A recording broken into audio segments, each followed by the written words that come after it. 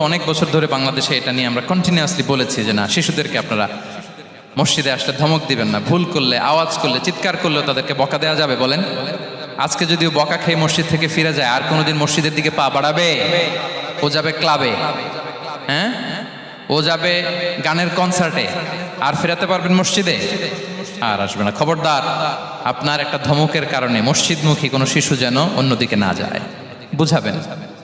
যারা বেশি নামাজ পড়বে তারা বেশি জান্নাতে ঢুকবে নাকি? নামাজ পড়তে পড়তে যারা কপাল কালো করে ফেলছে এরা ঢুকবে না? যারা হজ করতে করতে বড় হাজী সাহেব হয়েছে, জিকির করতে করতে হাতে 3-4টা তাসবিহ রেখেছে, তাদের কথা বলা হয়েছে?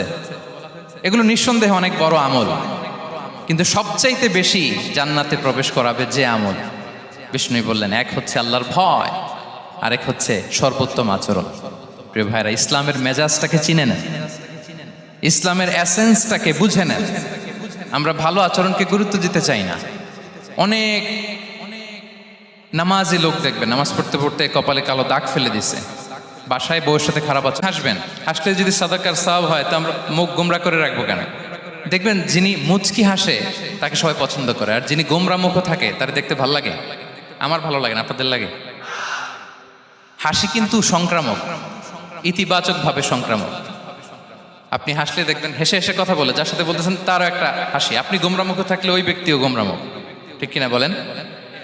এবং মুচকি হাসলে স্বাস্থ্য ভালো থাকে, মানসিক স্বাস্থ্যের সাথে এটা সম্পর্ক আছে। দেখেন বিষ্ণু ইসলাম কেমন কনসিডারেট ছিলেন।